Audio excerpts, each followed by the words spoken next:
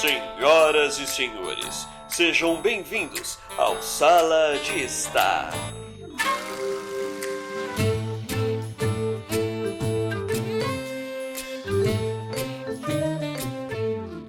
Muito bem, boa noite, queridos. Começamos com vinheta, hein?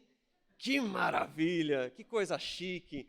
Bem-vindos ao primeiro Sala de Estar de 2023. Olha só que maravilha, completamos um ano de Sala de Estar, um ano do nosso primeiro bate-papo aqui.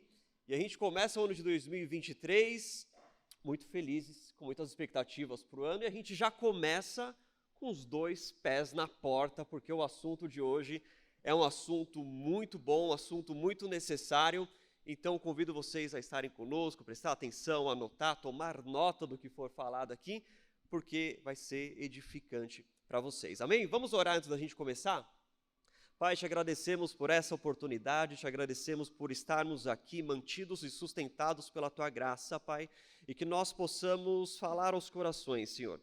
Que o Senhor toque os corações nessa noite, que o Senhor promova a cura nesse lugar, meu Pai, que o Senhor trate feridas através de tudo aquilo que nós ministrarmos e trouxermos para cá, que o Senhor tome controle de todo o ambiente, Pai. Nós estamos aqui para termos um encontro contigo, Pai. Então, fala aos nossos corações, às nossas mentes, aos nossos ouvidos e transforma a nossa vida em nome de Jesus. Amém. Amém? Sala de Estar 2023, primeiro ano, começamos sempre com ele aqui, à nossa esquerda, Aloísio O Júnior. Bem-vindo, Aloísio. Boa noite, galera. Hoje vai ser benção, Poucas palavras e bonitas, né? E ele, o grande, mais uma vez, já da casa aqui na nossa sala várias vezes, Joãozinho, João da Tarsila. Bem-vindo, Joãozinho. Obrigado pelo convite.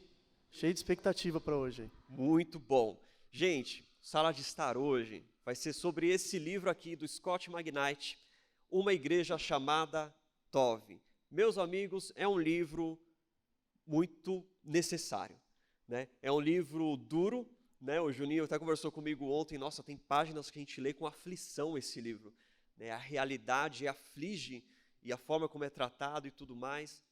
Então esse é um livro denso. Uma igreja chamada Tov é a formação de uma cultura de bondade que resiste a abusos de poder e promove cura. Gente, é um livro muito bom, é indicado para todo mundo que é líder. Leia esse livro é fantástico. A gente podia começar falando um pouco do que é o livro, qual é a proposta dele, já para o pessoal se inteirar. Na verdade, o que significa Tov, né? O que é o Tov, que o livro já nos chama aqui logo na capa? Uma igreja chamada Tov. Como nós podemos definir, trazer para o pessoal esse entendimento, essa compreensão? Bom, Tov, na verdade, uma palavra que aparece muito no Antigo Testamento, né? Logo lá na cara de Gênesis 1, quando Deus ele cria todas as coisas, ele diz que tudo aquilo era Tov, né? O mundo era Tov, a terra, os animais, que na verdade significa bom, né? Tov ou Tova, boa. Então, o entendimento que a gente tem é que tudo que Deus cria é bom e Deus é um Deus de bondade, né? Então, se Deus é um Deus de bondade e cria todas as coisas em bondade, as coisas precisam permanecer em bondade. Seja o trabalho, seja o casamento, seja os relacionamentos, seja qualquer coisa, inclusive a igreja, né? Apesar, né, da questão do pecado, de todas as coisas que acontecem com o homem, a gente precisa sempre buscar uma cultura Tov, né? Buscar essa natureza que Deus dá a toda a criação que provém dele, né? Então Tov é bom. Quer falar alguma coisa? Não, isso mesmo, né? E o nosso Deus é Tov, né? E tudo que Ele faz é Tov, é bom. E seguir Jesus é Tov. E o que Jesus fez nessa terra, também nos ensinando, nos leva a ter uma vida boa, uma vida Tov, uma vida de bondade também. Então Tov é bom. E o livro ele vem trazer exatamente dentro desse termo, todo esse conceito de bondade, cultura de bondade. O livro ele é dividido em duas partes. A primeira parte dele é uma parte que ocupa 1/3 do livro, não é o propósito central dele, mas é necessário para a compreensão do que é uma cultura e como a gente trabalhar e formar uma cultura de bondade na igreja. Então, 1/3 do livro é extremamente denso, né, porque ele mostra igrejas, casos reais de igrejas com culturas ele usa muito a palavra tóxica, né? Hoje em dia a gente fala cultura tóxica, a pessoa tudo é tóxico hoje, né? O cara que toma café com açúcar é tóxico, não fica perto dele, né? Então tem aquela coisa, na internet hoje tudo é tóxico, mas no livro ele usa exatamente dentro do sentido máximo do termo tóxico. É aquilo que é nocivo, é aquilo que envenena, é aquilo que mata lentamente. Então ele fala de igrejas com culturas tóxicas, igrejas com lideranças nocivas, que matam lentamente, que causam dano. Então o primeiro terço do livro aqui, ele traz casos reais de denúncias, abusos de poder de líderes, abusos emocionais de liderança de igreja, como as lideranças lidam com denúncias de abuso sexual dentro da igreja, de agressão a mulheres dentro da igreja. Então, ele traz toda uma realidade, e o que é legal é que ele aponta, não uma igreja específica, mas você vai encontrar isso em igrejas reformadas, em igrejas neopentecostais, igrejas históricas, igrejas pentecostais, carismáticas. Não é algo específico de uma denominação, mas é uma cultura que se formou dentro das igrejas de forma interdenominacional. Culturas tóxicas, lideranças nocivas, lideranças que ferem ao invés de tratar feridas, lideranças que machucam ao invés de curar através da bondade, da graça. Então, o livro ele apresenta essa primeira parte, é pesada de se ler. É uma parte pesada, uma realidade que existe. A gente vai lendo o livro, você fala, eu já ouvi uma história assim, eu já vi algo assim, uma pessoa passou por isso, tal. Então, faz parte da realidade da igreja, mas a proposta do livro não é só pegar tudo isso e jogar no ventilador, né? A segunda e a terceira parte do livro, né, dividido na sua grande maior parte do livro, ele fala de como formar uma cultura de bondade. Afinal, como que a gente combate uma liderança narcisista? Como a gente combate uma liderança que lidera através do medo? Como a gente pode criar uma cultura de bondade na igreja? Uma cultura que promove cura para as pessoas, né? Uma cultura onde as pessoas podem se sentir seguras de compartilhar as suas feridas e aquilo que aconteceu e tudo mais. Então, o livro ele traz essa primeira abordagem na sua primeira parte, mas na sua segunda parte, que é a maior parte do livro, ele se foca na bondade. Então, como nós podemos, dentro da igreja, cultivar e formar uma cultura Tov, uma cultura de bondade, uma cultura boa, uma cultura onde não oprime pessoas, uma cultura onde nós não ferimos, não excluímos pessoas, mas onde nós podemos tratar, trazer para perto, cuidar das pessoas e tudo mais. Aqui a gente vai colocar, o livro ele apresenta o chamado Círculo de Tov, né? Ele apresenta uma sequência de passos, né? de instruções que eles trazem para a gente combater culturas, que nem o primeiro ali ele está lá, cultivar empatia, resistir à cultura narcisista. Como que a gente combate uma cultura narcisista? Cultivando a empatia. Então, acho que a gente podia começar, a gente vai tentar abordar alguns desses pontos, talvez não dê tempo de falar de todos, mas a gente quer trazer esse assunto aqui de uma forma legal para vocês, para que seja compreensivo, e leia o livro, né? Não dá para a gente trazer o livro inteiro aqui para vocês, mas a gente quer conduzir esse papo de uma forma bem legal e dinâmica. Dentro desse primeiro tópico, na verdade, como nós podemos definir uma cultura narcisista, um líder narcisista, um pastor narcisista dentro de uma igreja? Como nós podemos definir o que é para depois a gente passar como combate isso através de uma cultura de empatia? Como que a gente pode trazer o que caracteriza um líder narcisista? Como identificar um líder ou uma liderança, ou um pastor, ou um grupo de presbíteros, enfim, narcisistas dentro da igreja? Bom, eu acho que a gente tem que começar, como eu falei a respeito de Gênesis 1, uma das coisas interessantes é que quando Deus ele cria o homem, ele dá um mandamento, também chamado de mandamento cultural, que é cultive e zele, ele fala para Adão, né? Isso a gente até falou em um outro bate-papo também do Sala de Estar. E quando Deus ele dá essa incumbência ao homem, ele dá o domínio sobre a terra. Ele fala, subjugue, tenha domínio sobre a terra. Então, dentro do homem já existe essa questão de dominar no bom sentido. Deus deu como Tov, era um domínio do bem, um domínio de realizar as coisas para o bem, para o benefício do mundo, da criação e da sociedade. E isso, o homem acaba criando reinos, impérios, trabalhos, hierarquias, né? E isso chega para a igreja. A gente vem no tempo do Novo Testamento, o homem tem ainda isso dentro de si, ele ainda tem esse mandamento cultural, não só de domínio, mas de multiplicar, que hoje a gente entende como a multiplicação de discípulos também. Só que o homem é pecador, né? O homem caiu em Adão, pecamos, e hoje a gente tem esse sentido de domínio de uma forma deturpada. Então o homem ele acaba agora tendo querendo ter uma autossuficiência de Deus. Ele acha que tudo é ele olha para a sua imagem, né? A história que vem a palavra narcisista, vem da história de Narciso, que é uma mitologia grega, que o Narciso era um deus belo, e ele olhou para o seu reflexo no lago, né? E ele se apaixonou pelo próprio reflexo, só que ele morreu de tristeza porque era só um reflexo, ele não teve como ter um contato com aquele reflexo. Só que o lance da história ele se apaixonou por si mesmo, pela sua própria imagem. Então o homem, ele na queda, ele tem essa paixão por si mesmo. Ele agora se torna, ele não, na verdade, no fundo, o homem nunca adorou a outros deuses. Ele sempre adorou a si próprio. Ele sempre buscou uma adoração, um louvor.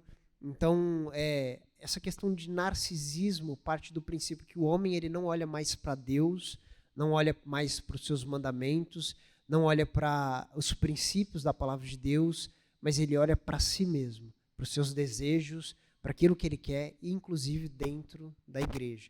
Então, hoje nós vemos que as igrejas elas têm uma cultura ruim, né? Ruim no sentido de que muitas pessoas buscam os seus desejos dentro da própria igreja. Você é líder, mas você busca domínio sobre as pessoas. Você é líder e você busca os seus próprios desejos, seus próprios objetivos, de uma forma que você começa a esquecer que Deus é o Deus da igreja, não você, né? Então, isso eu acho que é um princípio de narcisismo dentro do sentido de igreja.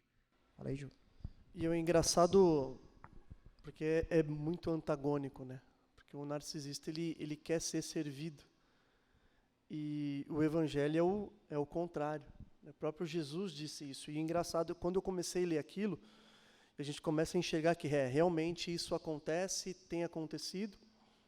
Mas como que chegou? E quando quem puder ler o livro, você vai perceber que esses 4 primeiros capítulos, ele é angustiante mesmo, porque você quer ler logo para ver se vai para outra página, se vai para outro tema. E o problema é que esses 4 primeiros capítulos, ele mostra, ele denuncia essa verdade, ele denuncia algumas coisas que nós vivemos na igreja. Nós somos igreja, então essa responsabilidade cai sobre todos nós, que nós vivenciamos isso, todos nós vivenciamos isso, e sem perceber, a gente está praticando aquelas coisas que a gente está lendo ali no livro e querendo ler rápido. Fala assim, não, isso aqui tem que passar rápido, mas de fato eu também faço, a gente participa disso, ou eu fiz, ou eu vi alguém fazer, ou fiquei sabendo que alguém já fez. E aí aquela sensação de como é que pode chegar a esse ponto? E a verdade é que nenhum líder chega dizendo, eu sou narcisista e segue-me, né? A verdade é que a cultura, seja numa empresa, no caso, seja na própria igreja, a igreja vai levando aquela pessoa a se tornar um narcisista. E isso é muito maluco, isso é muito louco, porque a gente vai fugindo, sem perceber, a gente vai fugindo do princípio, vai fugindo do evangelho, e vira um ciclo mesmo, né? Eu vou tornando o Juninho um narcisista, que é meu líder, e ele vai gostando daquilo, e vai se alimentando aquele negócio, quando a gente percebe, virou um ciclo ruim, né? Um ciclo tóxico. É interessante que o livro ele fala do aspecto de como surge uma cultura. Uma cultura ela nunca é formada somente por culpa da liderança. Toda cultura é formada conforme a liderança se relaciona com o ambiente.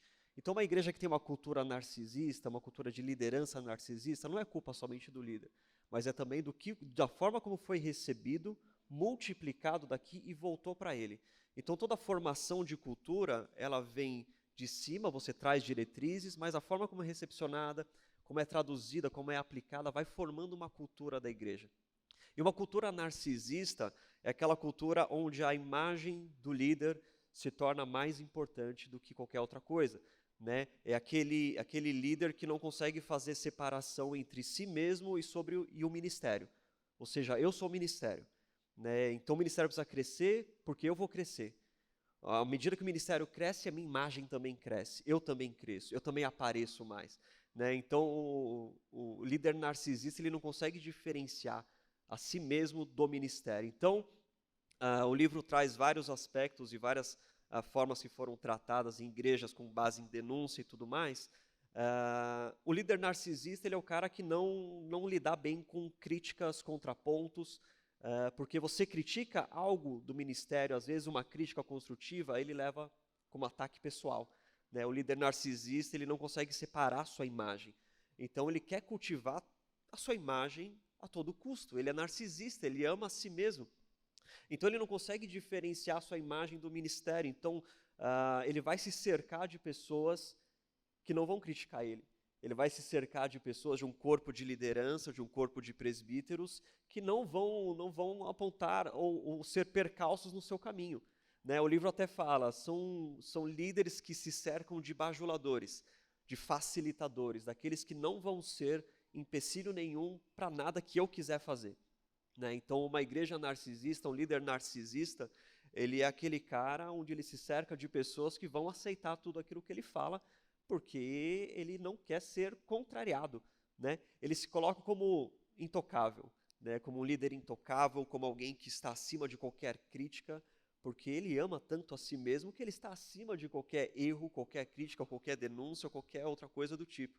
Isso é algo que mexe muito com o ego das pessoas. Na verdade, para a gente lidar com crítica, isso exige da gente humildade, isso exige da gente entender o nosso lugar, né, entender que nós estamos para servir. Mas alguns líderes, pastores, têm essa dificuldade de lidar com crítica. Se alguém levanta alguma coisa, essa pessoa ela quer derrubar a gente. Ela está querendo derrubar o ministério, ela está querendo, né, tá querendo roubar o nosso lugar, está querendo fazer o mal, está querendo impedir o avanço do reino de Deus. Então o líder narcisista ele gosta de cultivar um ambiente onde ele é colocado num pedestal mesmo, né? Ele cultiva um ambiente onde ninguém vai ser contra ele, onde ele é o líder intocável. Geralmente, líder narcisista é aquele cara que vai chegar para o corpo de liderança, a primeira coisa que ele vai fazer é cobrar a lealdade das pessoas. A gente vai falar de lealdade mais para frente. Vocês têm que ser leal a mim, vocês têm que honrar o seu líder, né? Você só pode, aquela famosa frase, né? Você só pode ir contra a liderança, contra mim, se eu estiver errado na Bíblia. Se eu estiver contra mim. Do contrário, você nem vem falar comigo. O líder narcisista ele tenta criar um ambiente assim, um ambiente de intimidação, onde, olha, eu não vou tocar nele, eu não vou falar alguma coisa aqui, né? Porque vai que ele é o santo, ele é o ungido do Senhor, né? O líder narcisista gosta de usar esse aspecto, né? Não vem falar nada contra o ungido do Senhor. Você vê que é uma hermenêutica totalmente torta e errada acerca da palavra, né? É interessante, eu sempre falo aqui nos treinamentos dos novos líderes de house, que nenhum líder é intocável. Nenhum líder ele está isento de críticas e nenhum líder está isento de erros. Então você tem que ser humilde para você receber. Eu gosto de trazer um exemplo que está lá no livro de Números, que é o exemplo das filhas de Zelofeade. Sabe o que acontece? 5 mulheres, chegam para Moisés e questionam a lei de Deus. Presta atenção, Moisés, o líder, o cara que poderia ser narcisista, ele abriu o mar, ele viu a glória de Deus, né? Ele fez sair água da rocha, ele libertou o povo, ele guiou o povo, ele recebeu a lei direto da boca de Deus. Moisés não era qualquer cara.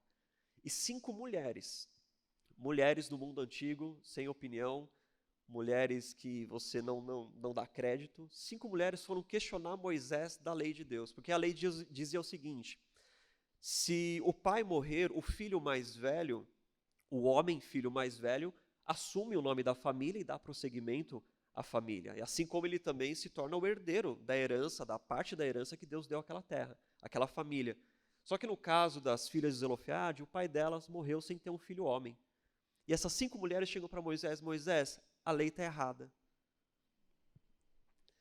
5 mulheres falam Moisés, questionam Moisés e questionam a lei que o Deus deu da boca dele. Meu Deus, Moisés era o teólogo mais imediato da história, ele recebeu de Deus, escreveu e está aqui. E 5 mulheres falam, está errado, não é bom. O que Moisés faz? Eu sou ungido do Senhor, não vem falar comigo, tal, né? Não, fala, vou consultar a Deus. Moisés já é um exemplo de como ser, né? De que nós não somos líderes intocáveis. E sabe o que Moisés vai consultar a Deus? O que Deus fala? Moisés, elas estão certas. Isso daqui é um tapa na cara de qualquer líder que você acha intocável. Elas estão certas. Mulheres estão questionando a lei de Deus, a palavra que saiu da boca de Deus, e Deus fala, elas estão certas do que elas estão falando. A partir de agora, nessas situações, vai passar para o nome da filha, a terra, e vai seguir a linhagem segundo ela. Por que Deus fez isso? Né? Deus, onisciente, não sabia que a lei tinha algo ali que podia ser, né, podia ter algum problema, algum equívoco, alguma coisa do tipo? Deus sabia. Deus não foi surpreendido. Mas por que Deus permite isso acontecer? Para ensinar que a gente precisa um do outro para aperfeiçoamento.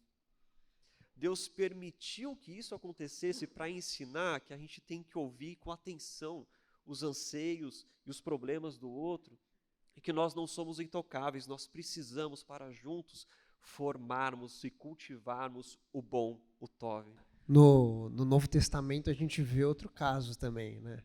Tanto no Antigo quanto no Novo. Quando Paulo, falando na carta aos Gálatas, ele fala que um dia, pela questão da circuncisão, Pedro, que já sabia que Deus já tinha dado a revelação para ele que Deus não fazia acepção de pessoas, Pedro estava sentado comendo com os da parte que não eram os incircuncisos, os gentios, e quando chega o pessoal da circuncisão, ele troca de mesa.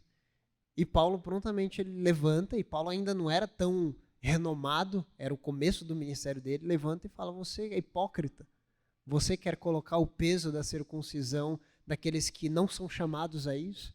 Então você vê que, e Pedro depois na sua carta, ele fala, leiam o amado Paulo. Ele não chegou lá e reclamou, ele aprendeu e entendeu aquela exortação. Ele chegou lá, Paulo está querendo derrubar meu ministério. Então você vê que a cultura do Novo Testamento a igreja se exorta. Nós somos falhos, nós precisamos. Paulo muitas vezes nas cartas fala, exortem-se uns aos outros. Nós precisamos da mútua exortação. Bom, tem uma característica que ele traz no livro, também de líderes narcisistas, que eles são líderes que geralmente fazem parte de grupos onde eles não prestam contas.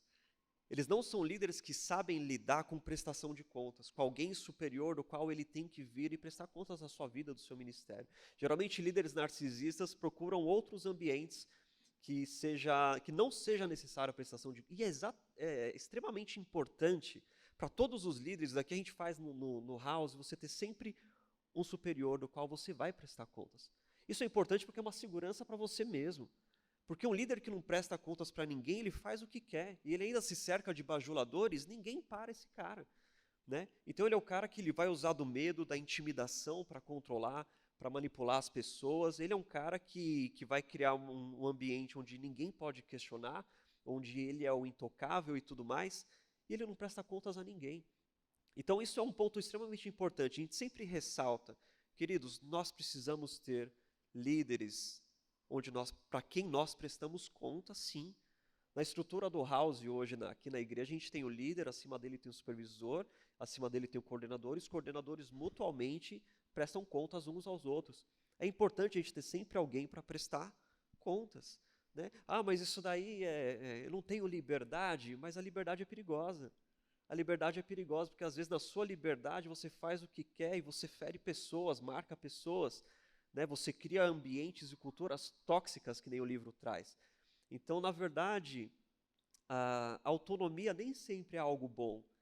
Eu prefiro muito mais ter alguém para compartilhar e ouvir e construir algo junto do que eu fazer por mim mesmo e eu assumir todos os erros e as feridas e as culpas que eu vou carregar. Então, na verdade, você prestar contas é um lugar de segurança. Né? Eu falo para minha esposa, né, o lugar de obediência é o lugar mais seguro que existe. Você obedecer alguém, você ter alguém para prestar conta é o lugar mais seguro que existe. E uma coisa interessante que eu percebi na cultura tóxica, né, do líder narcisista é a cultura da aceitação e da não aceitação.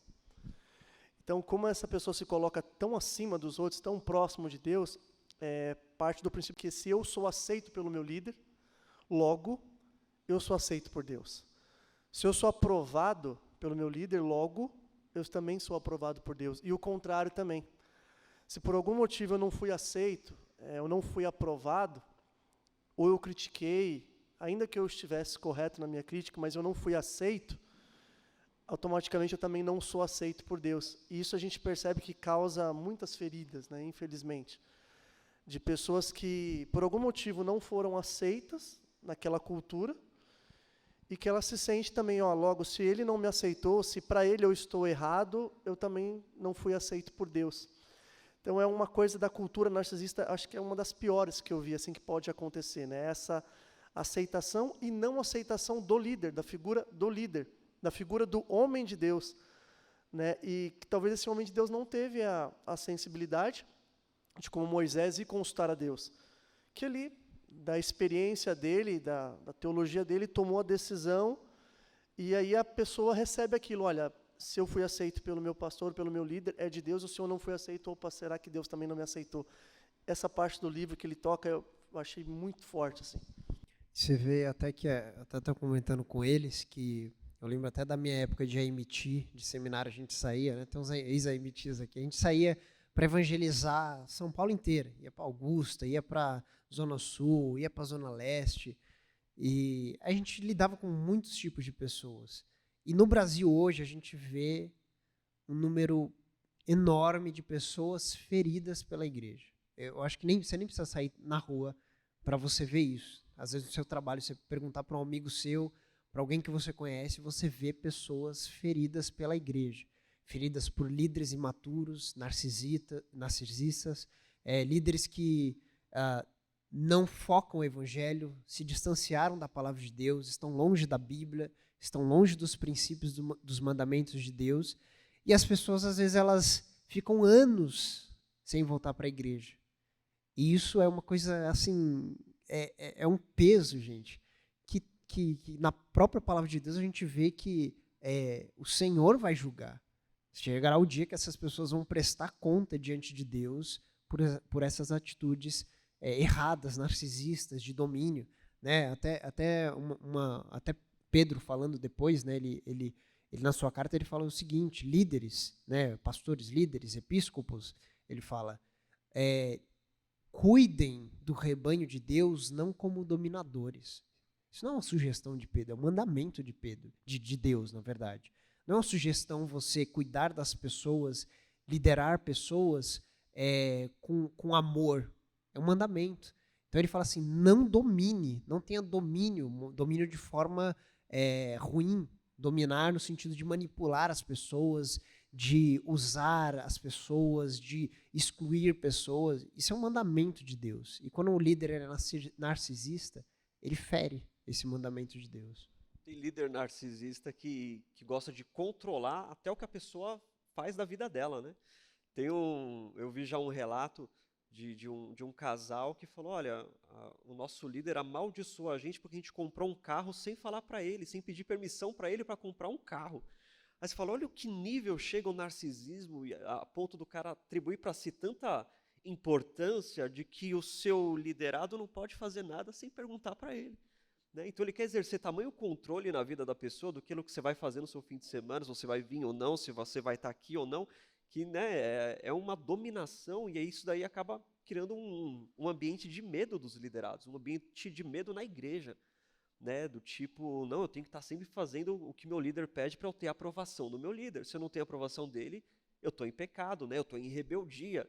Líder narcisista gosta de trazer versículos de rebeldia, né, de você, né, e aí isso cria um ambiente de medo para a igreja, para o liderado. Né? Se ele falar alguma coisa, então eu estou reprovado por Deus.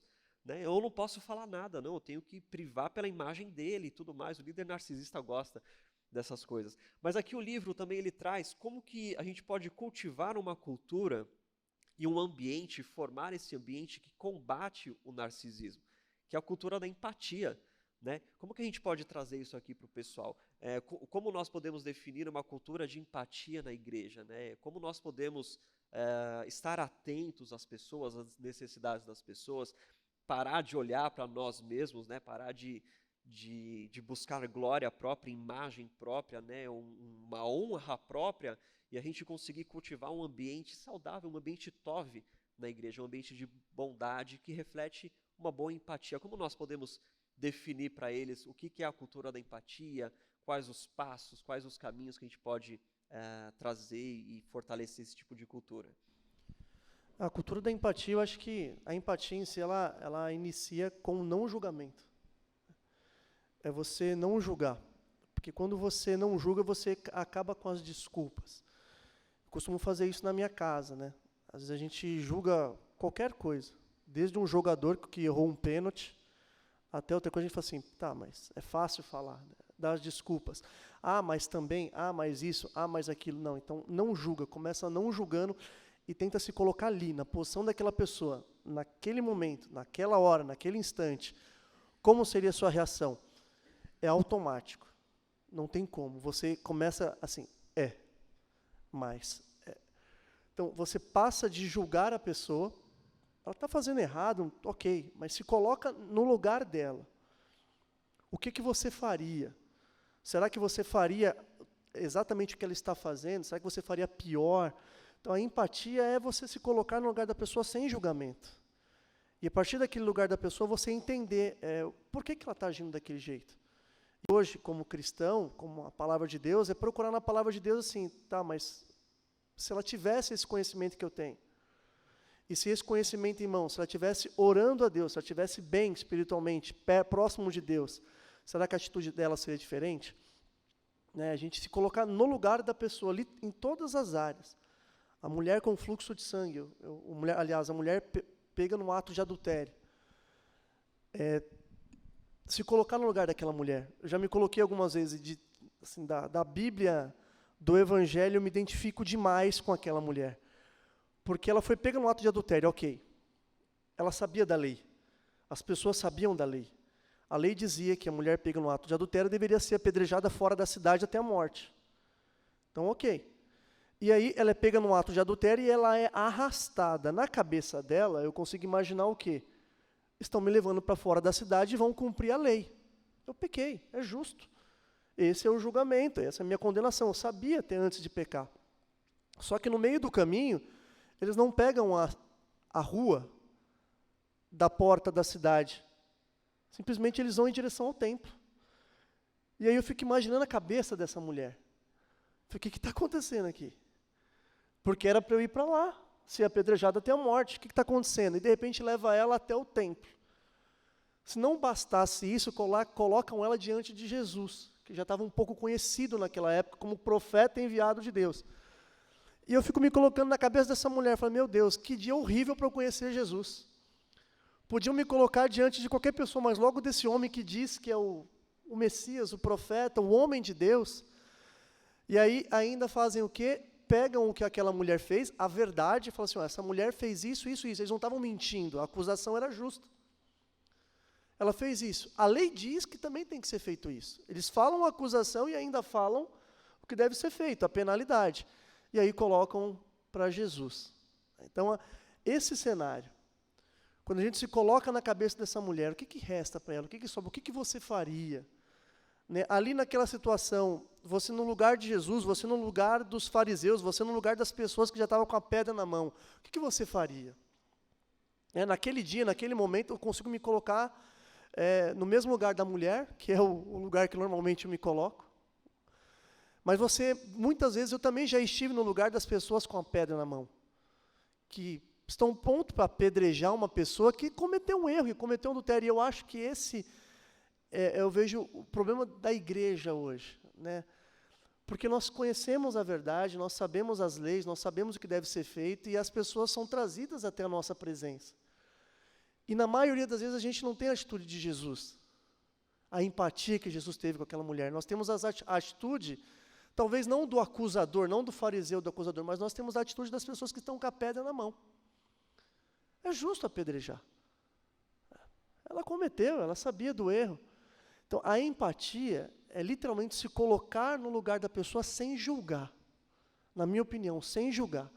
E aí, estando no lugar da pessoa, normalmente as coisas mudam. Normalmente aquilo que era julgamento começa com a palavra mas, e se? Né? E se fosse eu? E se fosse meu filho? E se fosse a minha filha? As coisas começam a mudar. Então eu vejo a empatia como isso. Primeira coisa, não julgar, independente do que for. Né? Não julgar. E se colocar no lugar da pessoa naquele momento da história. Eu sei que é difícil.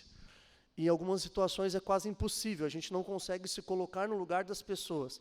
A gente vai até muito próximo, mas não dá para chegar no lugar da pessoa porque há uma repulsa, às vezes, de chegar no lugar daquela pessoa. Você volta, só de pensar em viver o que aquela pessoa está vivendo, a gente já volta para trás. Então, empatia, no meu ver, é o que eu acho que em todos os lugares, o lugar que ainda a gente pode encontrar isso é a igreja. Aqui é o lugar onde a empatia precisa viver, precisa ser viva, precisa ser palpável, precisa ser sentida. Né? Se a igreja perder a empatia, está perdido tudo. O livro traz uma definição interessante aqui. Ele diz que empatia se caracteriza pela capacidade de sentir a dor do outro e a compaixão se caracteriza pelo desejo de aliviar ou reduzir o sofrimento do outro e tomar uma providência. Então a igreja realmente ela tem que ser empática. A liderança tem que olhar para o outro, estar atento às dores do outro. Né? A gente não pode ser indiferente à dor das pessoas, ao sofrimento ou que aquelas pessoas passaram. Né? O livro ele vai trazer essa parte de sofrimento, de dor, de pessoas que sofreram abusos dentro da igreja. Tem um caso de empatia que o livro traz, que é do pastor presbiteriano Robert Cunningham. Né? Ele, sendo pastor presidente da igreja, recebeu uma denúncia de algo que aconteceu há 10 anos atrás de um líder de jovens que abusava de alguns meninos. Né? E ele, 10 anos depois, não era do tempo dele, ele falou, não, ele se atentou à dor da vítima, falou, vamos averiguar, vamos estudar o caso, vamos ver o que aconteceu. A denúncia era que um líder de jovens, em acampamentos, em coisa do tipo, ele entrava na barraca dos meninos e ele tinha uma erotização por pés. Então, os meninos acordavam à noite com o líder beijando e passando o pé dele no rosto, o pé dos jovens no rosto dele. Isso é caracterizado como um abuso sexual, né? Como um abuso sem consentimento ou você... com conotações sexuais, é caracterizado como abuso. Então ele tinha essa erotização por pés de homens, o líder de jovens. Então essa denúncia que estourou tempos depois, o pastor podia ser totalmente indiferente. Não é do meu tempo. Acabou, vamos seguir, bola para frente. Né? Uma liderança narcisista, ela tenta abafar qualquer tipo de denúncia dessa para não prejudicar a imagem da instituição. Né? Não vamos prejudicar a imagem do líder ou da igreja, vamos abafar isso aí, ou tenta descredibilizar a vítima, né? Falar, não, esse menino aí não sabe o que fala, esse menino aí veio para a igreja faz 2 anos, você vai dar atenção porque ele está falando? Né? O líder ele traz essas mudanças que a igreja faz, ou os líderes, para protegerem a sua imagem, né? Descredibilizar a vítima, demonizar a vítima, questionar o caráter da vítima, tem até o gaslighting que a gente comentou esses dias, né? Mas a postura do Robert Cunningham foi totalmente diferente. Ele deu atenção àquilo que o rapaz carregou por 10, 15 anos. São feridas que às vezes afastou da igreja, afastou de Deus, que trazem peso. E ele teve uma postura muito sensata, uma postura tove. Né? Ele falou, vamos trazer tudo à luz para que seja purificado. Então eles fizeram uma denúncia na polícia, a polícia não quis investigar, ele contratou uma empresa para investigar esse caso. E todo o relatório, tudo que foi apresentado, ele colocou no site da igreja, ele colocou no Twitter, ele colocou no Instagram. Ele falou, estou tornando a imagem da igreja vulnerável? Estou, mas não me importa é a cura daquele indivíduo, daquele rapaz. Né? Então uma cultura tove, ela não coloca a imagem do pastor ou da igreja acima da dor dos outros. Uma cultura de bondade está atenta à dor dos outros, a dar ouvido à dor do outro. Né? Então, às vezes é complicado você receber um tipo de denúncia, porque é a voz da vítima, um rapaz de 17 anos, contra a voz de um líder pastor da igreja há 20 anos. Quem ouve uma narrativa dessa, automaticamente fala, o pastor fazer isso, né? O líder fazer uma coisa dessa. Então você automaticamente protege a imagem da instituição, porque você está dentro de uma cultura narcisista, da imagem da instituição ou do pastor ou do líder acima de qualquer dúvida, qualquer dor, qualquer suspeita. Isso é extremamente perigoso. E a cultura da empatia é o que fala, não, peraí, vamos dar atenção, vamos investigar, vamos ver o que está acontecendo. É você acolher a vítima, né, e ouvir o que ela tem a dizer, ouvir as dores dela. Então, uma cultura narcisista vai proteger a imagem, vai tentar manipular a narrativa, né? Para você ter uma ideia nesse sentido de manipular a narrativa, tem um caso da igreja Willow Creek, que uma mulher denunciou que o Bill Hybels havia convidado ela para ir no hotel, no quarto de hotel que ele estava. Ela era uma moça da liderança da igreja, ele falou, vem no meu quarto aqui de hotel. E essa mulher denunciou anos depois, e o livro traz muito da Willow Creek e de outras igrejas, que nem eu falei, não é uma denominação específica, ele traz denúncias de vários casos que aconteceram. E chegou o momento que a liderança da igreja, mandou um presbítero e um advogado na casa dessa mulher. E eles falaram para essa mulher, olha, você tem os e-mails aí e tudo mais, mas você sabe que se isso cair, né, no grande público, vai parecer que é você que estava convidando ele para ir para o seu quarto de hotel. Né? Então, para proteger a instituição, se manipula a narrativa. Não se está atento à dor da vítima, ao que ela carrega. Né? Então, uma cultura de empatia, que é um bom exemplo do Robert Cunningham, é vamos trazer as luzes para que tudo seja purificado.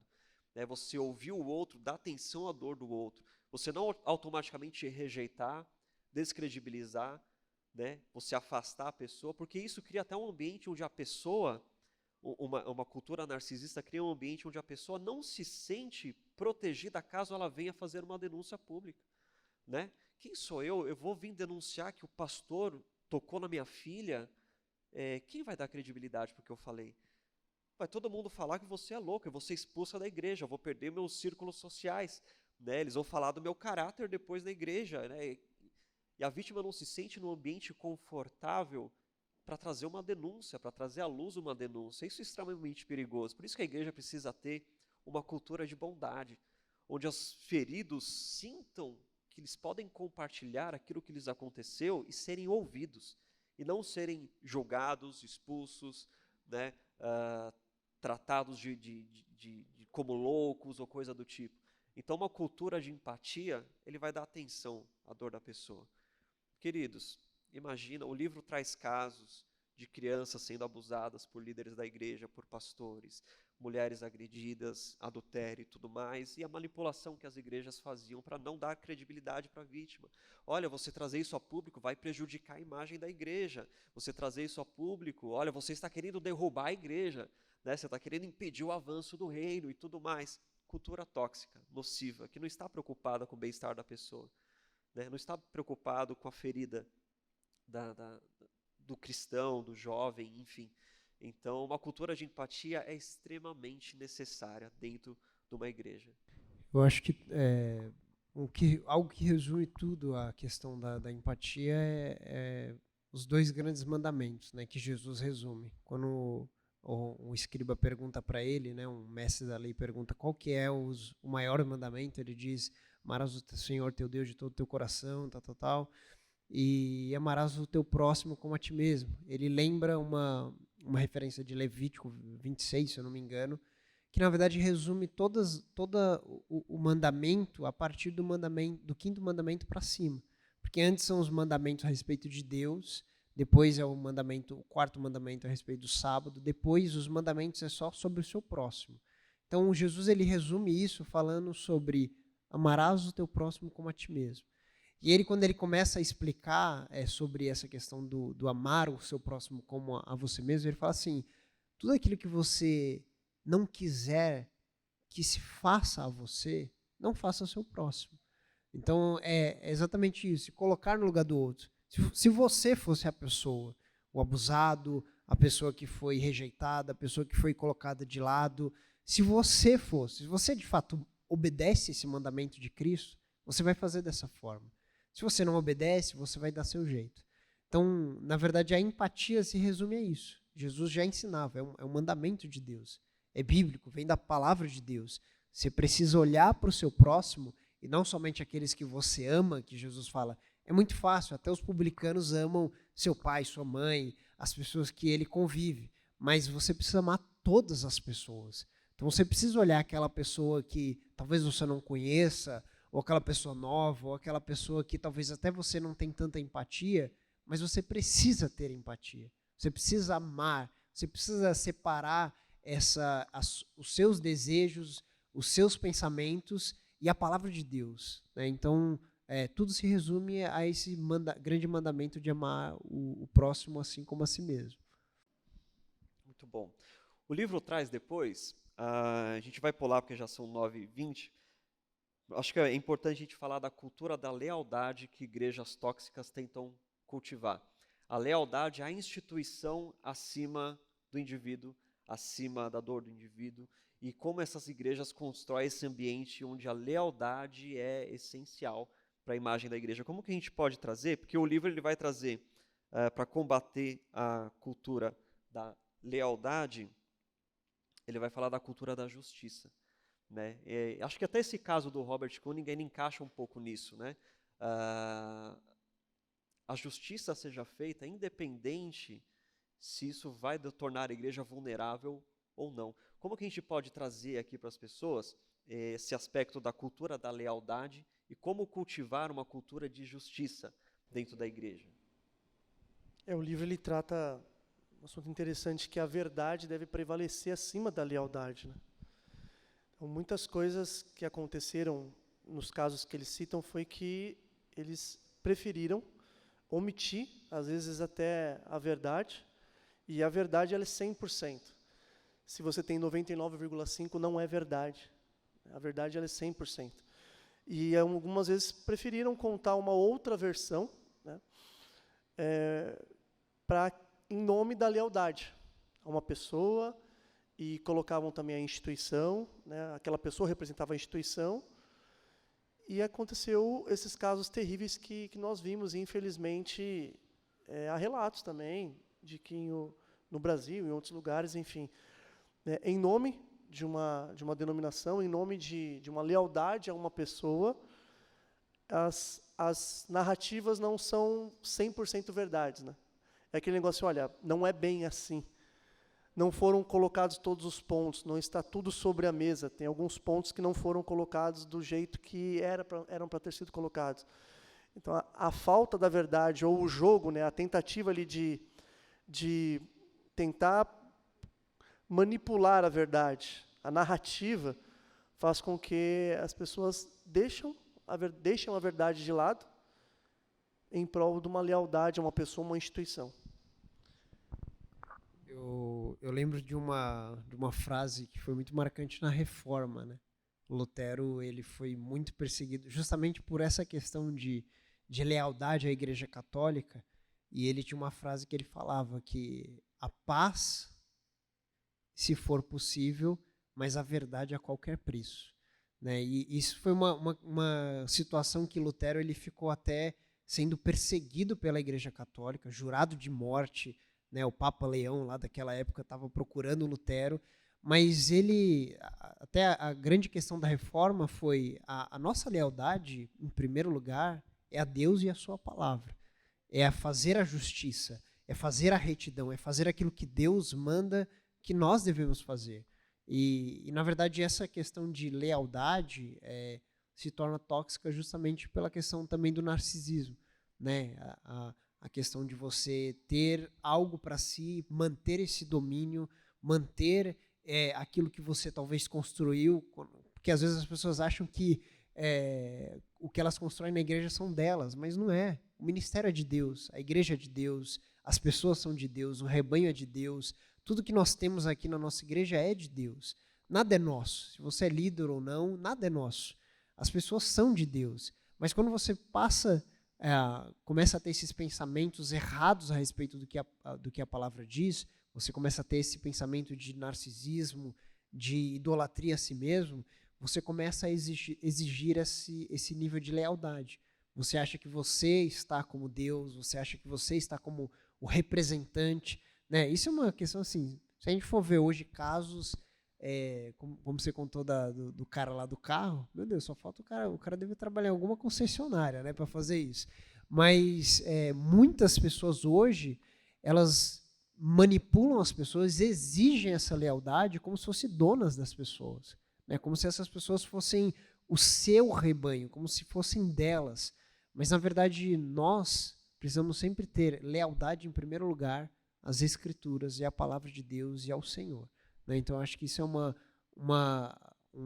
contrapeso muito forte para a gente identificar quando alguma coisa está sendo leal ao homem e quando alguma coisa está sendo justo, reto diante de Deus. Retidão acima da lealdade, né? Retidão à justiça acima da lealdade. E líderes ou igrejas e pastores tóxicos, eles criam um ambiente que ele intimida as pessoas a serem leais a eles, né? O livro ele traz um exemplo da Harvest Chapel, né? Harvest Bible Chapel, uma igreja americana, onde em encontros de líderes que eles faziam fora da igreja, tipo acampamentos de líderes, o pastor, o líder presidente, ele pegava um chapéu, escrevia o nome de todos os ex-líderes, pessoas que saíram da igreja, e colocava nesse chapéu. E aí o chapéu ia passando, cada um tirava um nome, e essa pessoa tinha que falar as coisas terríveis que essa pessoa fez, e os outros tinham que tentar adivinhar quem que era. Então, nessa brincadeira que eles faziam, ele criava um ambiente de exposição, um ambiente onde a pessoa aqui fala, Deus me livre, meu nome está nesse chapéu um dia, né? Deus me livre eu ser desleal e um dia meu nome está nesse chapéu. Então ele cria esse ambiente de intimidação, através de uma brincadeira, intimidar as pessoas, olha, eu preciso ser leal acima de tudo, eu preciso ser leal. E ele ainda cria uma imagem de que todo mundo que saiu, todo mundo que saiu eram pessoas más, eram pessoas que queriam derrubar a gente, eram pessoas que queriam parar o nosso crescimento, pessoas que queriam fazer o nosso mal, mas vocês são os leais. Esse é o tipo de narrativa e de ambiente que se cria para você cultivar uma cultura de lealdade acima de tudo. Então você cria um medo nas pessoas, né? Nossa, eu não vou falar nada contra ele para que meu nome não esteja aí nesse chapéu mês que vem, né? Então você vê o nível que igrejas tóxicas, líderes e pastores tóxicos têm de criar um ambiente de medo nas pessoas, de intimidação, né? Então lealdade acima de tudo. Seja leal, você tem que conquistar minha confiança, né? Então todo mundo que critica ou faz alguma coisa, esse líder ele fala, olha, essa pessoa traiu a minha confiança, essa pessoa foi desleal à igreja e ao ministério, né? Então a igreja tóxica cria um ambiente de muito medo, uma cultura de medo dentro da igreja. Até um exemplo legal do Antigo Testamento sobre a questão profética, né? É quando é Acabe, né? Acabe que ele vai consultar junto com o rei Josias, eles vão consultar os profetas, e 400 profetas, eles iam para a guerra, né? Os 400 profetas, eles falam, não, vai que Deus está com você, vai, Deus vai abençoar, Deus vai fazer isso. E aí o rei Josias, se eu não me engano, estou esquecendo agora qual que rei que era, ele vai e fala assim, não existe outro profeta aqui? E aí é chamado Micaias, né? Micaias que era um profeta, que chegou lá e quando consultaram ele, que era um homem leal a Deus e não a Acabe, que era o rei, ele fala assim, que Deus ia entregar o exército de Israel para os inimigos. E aí os caras ficaram revoltados, como assim? Tem 400 profetas profetizando que vai dar certo. Mas Micaias, ele foi um exemplo do seu tempo. Ele não se deteve ao que as pessoas leais falaram, ele não se deteve ao peso dos reis, ele não se deteve à pressão social, ele se deteve ao que Deus disse, né? E dito e feito, a palavra de Deus se cumpriu. Esse é um conflito que Jeremias tem, né?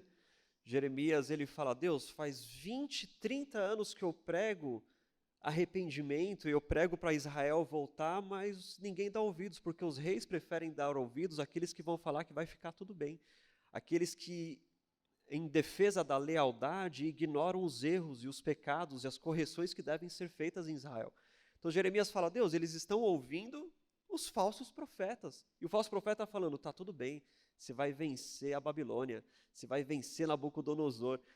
Então a lealdade acaba ficando acima de um chamado de arrependimento, a lealdade acaba acobertando erros, acobertando pecados, a lealdade acaba se tornando uma bajulação para o líder, para fazer ele acreditar, para fazer ele ficar bem, para fazer ele acreditar que ele é um grande homem e intocável e que não erra e tudo mais. Então Jeremias tem muito desse conflito, né? Ele fala, Deus, eu só prego que está tudo errado, ninguém me ouve, os caras pregam que está tudo certo e está lá. E no final o que acontece? Ruína, o reino cai, eles são derrotados. Parece Então, hoje, né? a cultura tóxica às vezes tem que ser trazida e falar, olha, tem coisa aqui para corrigir, olha, isso daqui não é certo, isso daqui não sei o quê, mas aqueles leais, que são os bajuladores, né, eles dificilmente vão criar esse ambiente de contrapontos, de críticas ou alguma coisa. Eles vão sempre bajular mesmo, porque, volta no que você falou no começo, a aprovação do líder é a aprovação de Deus. Tem o exemplo de Jeroboão também, né? Ele, em vez de tomar o conselho daqueles que eram mais maduros, né, das pessoas que confrontariam ele, ele pegou os seus amigos, se rodeou de amigos, e foi uma tragédia atrás de tragédia também. É interessante que essa cultura entra para dentro da igreja por causa da visão CEO de igreja, né? Essa é uma visão totalmente de empresa, que os líderes, os CEOs, eles se cercam dessas pessoas e não deveria ser assim na igreja, porque nós somos o povo, o clã, a tribo, enfim, o grupo que é na nossa fraqueza que nós tornamos nosso Deus mais forte. A Bíblia diz isso. Então, aqui na igreja, não deveria ser esse pensamento, mas longe disso.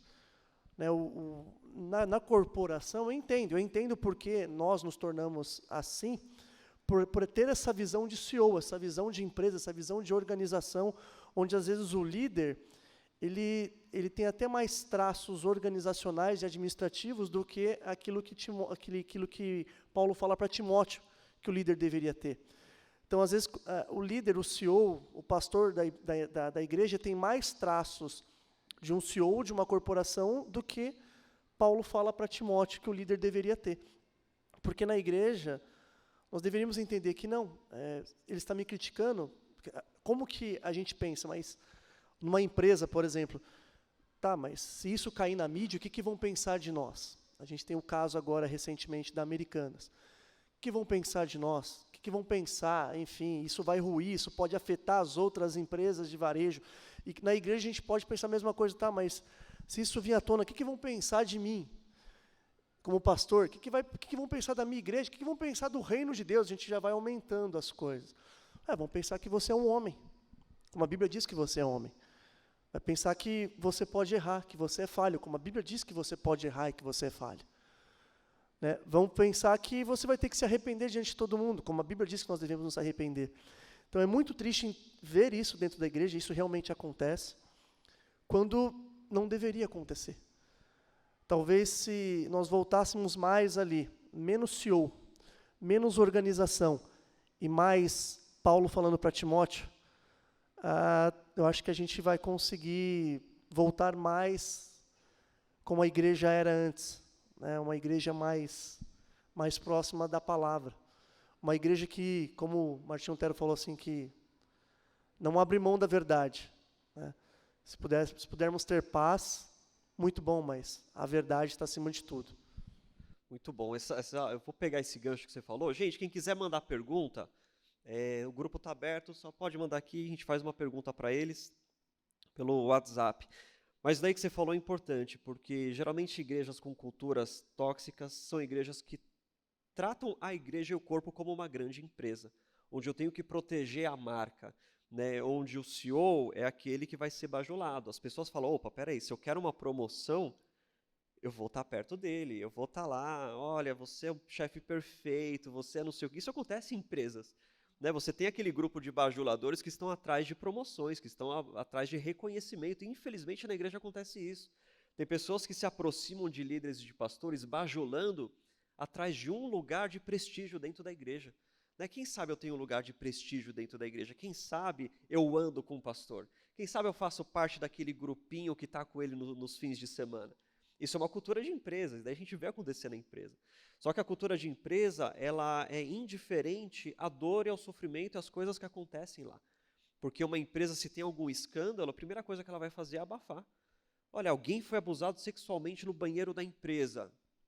Manda embora, abafou aqui, tal. Ninguém manda um cheque para a vítima. Né? A gente tem um caso que saiu no documentário da Hillsong Exposed, né, que fala de um caso parecido, onde foi mandado um cheque para a vítima, tá aí o cheque, fica tranquilo, tá tudo bem, né, não fala mais nisso. A empresa acaba tendo essa cultura, e o problema é quando essa cultura entra dentro da igreja. Né? Se o líder ele fala que a igreja é igual a uma empresa, queridos, acende um alerta, um farolzão, fala, olha, igreja não é empresa, igreja é comunidade de fé, Assembleia dos Santos. Né? Igreja não é uma empresa de hierarquias, no sentido de domínios e de indiferença aos outros e de descarte dos outros, porque quando a igreja ela tem uma cultura de empresa, de CEO, ela descarta como se você fosse um número. Ó, essa pessoa não está causando problema, descarta. Manda ela fora ali, tira esse cargo dela e acabou. Né? Você não acolhe, você não traz para perto, você não ouve as dores, você não tem empatia, você não tem uma cultura de graça, né? Onde você retribui, onde você dá o que a pessoa não merece. Então, essa cultura de empresa dentro da igreja é algo extremamente tóxico, perigoso e não reflete uma cultura de bondade que a igreja deveria ter. Né? A proteção da marca acima de tudo. Queridos, quem faz parte de empresa aqui sabe que hora ou outra acontece alguma coisa aqui e a empresa finge que está tudo bem, vai lá, resolve, manda embora, paga uma indenização, acabou, não saiu na mídia, não manchou a imagem da empresa, não caiu nas nossas ações. Na igreja é o mesmo, não caiu o nosso número de seguidores, não vamos manter esse caso aqui abafado, ficou aqui. Né? Diferente da cultura de empatia do Robert Cunningham, colocou no Instagram da igreja, colocou no site da igreja, colocou no Twitter da igreja, está aqui, ó. Gente, às claras, uma igreja de bondade, ela trata e purifica. Uma igreja da bondade, uma igreja Tov, ela não esconde, ela cuida da vítima, ela acolhe, ela traz para perto, ela não é indiferente, não é só manda um cheque e vai embora. Não, traz aqui, vamos ouvir o que aconteceu, né? Vamos buscar, vamos ser atentos, vamos ser empáticos, uma cultura de graça, né? Ela não só reconhece, né, como trata e repara a vítima. Reconhecer, tratar e reparar. Né? Como que eu posso fazer para te reparar o que foi feito? Como o pastor falou assim, ainda que não foi na minha gestão, ainda que não foi, mas eu faço parte disso. Faço parte desse corpo, eu sou membro da igreja. Como que eu posso te reparar? Isso que é interessante, né? Exatamente. Eu não posso... aí que entra a compaixão, né? O que eu posso fazer para aliviar a sua dor? Talvez eu não consiga tirar ela toda, não consiga fazer você esquecer o que aconteceu, mas o que a igreja, numa cultura de graça e bondade, pode fazer para aliviar a sua dor? Né? Então, é um aspecto bem importante. A gente recebeu algumas perguntas aqui. Deixa eu fazer a primeira para vocês. Como diferenciar uma lealdade pura da lealdade nociva? Acredito que a lealdade deve existir.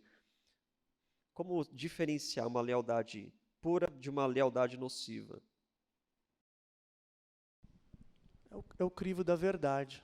A partir do momento que eu tenho que ou não falar a verdade, ou tentar de alguma forma justificar antes da verdade, talvez já comece a ser nocivo.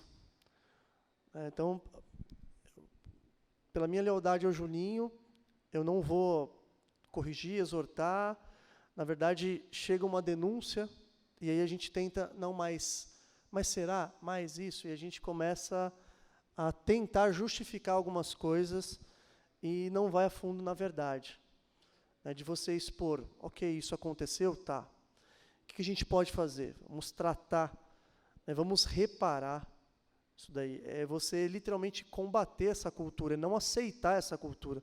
A partir do momento que, por minha lealdade à pessoa, eu começo a julgar, a tentar ocultar, a tentar dar o jeitinho brasileiro, a gente tem que tomar muito cuidado.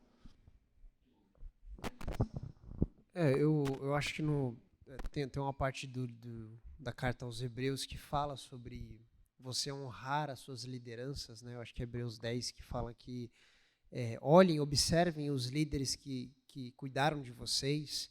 E a carta aos Hebreus ela vai estar falando isso, mas antes ela vai estar falando muito a respeito de Jesus. E Jesus é sempre também o crivo, né? Então, você precisa enxergar nessa pessoa se ela realmente está obedecendo a Jesus, seguindo a Jesus, indo em direção àquilo que Jesus era, vivia, caminhava, andava. Então, o líder ele precisa, claro que ele vai ter uma imagem falha de Jesus, mas ele precisa replicar essa imagem de Jesus de alguma forma. Então, o amor é o crivo, né? Essa pessoa está amando segundo as Escrituras, honrando segundo as Escrituras, obedecendo, fazendo as coisas, deixando as claras, obedecendo a palavra de Deus, obedecendo os princípios de Deus, ela merece honra. E a igreja reconhece por conta disso, não porque ela está numa posição, mas porque ela obedece e porque ela busca Deus, ela é honrada. Muito bom. Vou fazer uma pergunta aqui, ó. Uma vez identificado, um membro identificando, ele percebe que está numa igreja com uma cultura distorcida. Como ele pode ser a diferença nesse contexto? Ou ele deve buscar uma outra igreja para participar? A partir do momento que um membro ele identifica, fala, peraí, eu estou numa igreja abusiva, tóxica, coisa do tipo. O que ele pode fazer? Ele trabalha, ele se empenha para tentar mudar esse tipo de cultura? Ou ele busca outra igreja? Eu sou totalmente a favor ele continuar e mudar, porque muitas vezes Deus usa esse descontentamento, né? Inclusive é um livro do Bill Hybels, Descontentamento Santo, que a pessoa descobre alguma coisa que incomoda ela. O mais fácil sempre é mudar. O mais fácil sempre é você sair e mudar, né? Mas se você entende isso, tóxico, você pode, através da sua vida, através das suas atitudes, ir mudando a cultura de onde você está. A forma com que você vive com as pessoas. A gente não colocou o círculo ali, mas ele se retroalimenta, né? Então, a partir do momento que aquilo chega em mim e eu não dou continuidade, aos poucos eu vou quebrando. E aí o Juninho começa a agir também como eu estou agindo, o Ramon também. Daqui a pouco a gente vai mudando essa cultura de verdade. Né? Uma cultura, vai transformando uma cultura boa, uma cultura onde as pessoas realmente só reagiam, a gente começa a agir de forma diferente. Então, João, tá? Isso é uma opinião minha, eu acredito que o mais fácil é mudar, mas eu não mudo. E se eu pudesse te dar um conselho, não mude. Tente fazer você de forma diferente. Né? Jesus fez isso. Jesus ele entrou no mundo e ele mudou o curso do mundo. Eu acredito que nós temos esse mesmo espírito dentro de nós, né, de praticar a bondade, e a bondade ela é contagiante. Do mesmo jeito que a coisa tóxica é contagiante, a bondade é contagiante. A gente está tendo um caso agora aqui no Brasil, aconteceu esses deslizamentos, né, no litoral norte. E eu tenho certeza, se você comentar do lado do colega do trabalho, falar assim, nossa, você viu o deslizamento e tem uma ONG aqui, tem um pessoal fazendo isso é contagiante. A pessoa vai querer ofertar e a outra vai começar a ofertar, e aí isso é tão contagiante quanto também é a parte tóxica. Então, assim, João, não mudo. Eu continuo, e se eu pudesse dar um conselho, continua também e mude essa situação onde você está. Eu acho que eu também concordo muito com essa questão do João, de você permanecer. Claro que assim, tem as suas exceções, né? Mas eu acredito, estou até lendo um livro hoje, eu estava lendo uma parte a respeito do Luther King, né? Quando ele estava em toda a questão da segregação social, tudo, e explodiram uma bomba na casa dele, na varanda. E a esposa e a filha dele estavam dentro. Quando ele chegou lá, já estava um movimento grande assim dos negros, as pessoas lá revoltadas que aquilo tinha acontecido.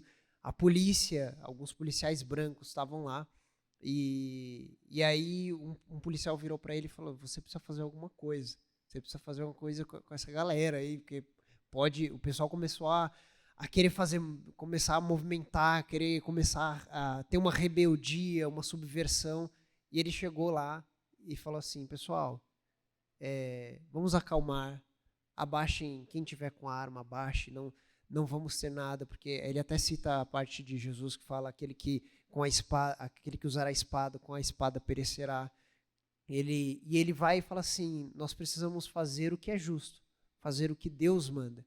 Então, eu acho que quando nós identificamos algo dessa forma numa igreja, precisamos fazer o que é justo, fazer de forma bíblica, buscar a mudança não de forma subversiva, né, de uma forma rebelde, no sentido que você começa a se revoltar, falar mal das pessoas, criticar, mas na verdade você precisa começar a trazer essa cultura de volta ao Evangelho, de fazer, de obedecer a palavra de Deus, de ser exemplo, de mudar a pessoa do lado, não mudar você, né, mas influenciar a pessoa do lado, influenciar a outra, sempre para a palavra de Deus. Isso é contagiante, tanto que, né, nesse caso do Luther King, depois de algumas semanas, alguns meses, na verdade, a questão da segregação chegou ao Supremo, na década de 60, 70 lá, chegou ao Supremo e eles aboliram algumas leis de segregação. Mas ele nunca fez nada vou, sei lá, derrubar coisa, virar carro, tocar fogo em tudo. Não, ele sempre foi pacífico. Eu acho que mais ainda nós, dentro da igreja, deveremos ser pacíficos, no sentido de não ser passivo, mas pacífico, no sentido de continue fazendo o que Deus mandou você a fazer. Continue discipulando pessoas, orando, estando nas orações, cuidando, dando o seu exemplo. As pessoas vão começar a perceber, poxa, aquela pessoa ali, ela está mais alinhada com aquilo que eu leio na palavra de Deus. Ela me demonstra mais o que Jesus faz. Então, quando você começa a fazer isso, é natural, porque não vem de você, vem da parte do Espírito Santo. Agora, tem a questão do limite, né? Eu acho que a questão de você mudar é como se fosse a questão de casamento, né? Por situações extremas, né?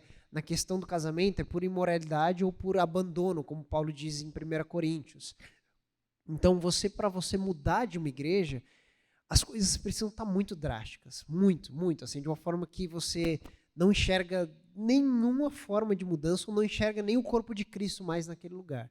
Eu acho que aí você tem que tomar uma decisão ou uma forma que você às vezes está muito machucado, mas mesmo assim você deve buscar ajuda, buscar às vezes pessoas que estão fora dessa situação para te aconselhar, às vezes pessoas mais sábias, para você entender, né? Eu acho que é uma situação delicada, mas a princípio eu vou com a do João. Eu acho que a gente tem que sempre tentar trazer uma transformação de cultura dentro da igreja.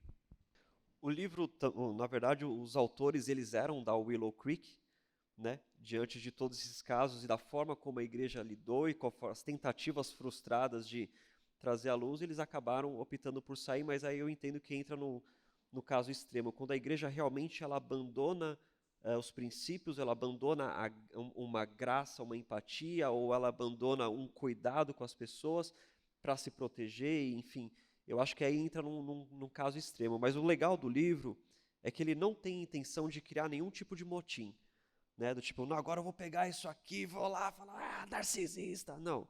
A ideia do livro é te mostrar passos e caminhos para se criar uma cultura saudável, uma cultura de bondade, uma cultura tov, né? Que nem esse aspecto que nem a gente falou de formação de cultura, ela se retroalimenta.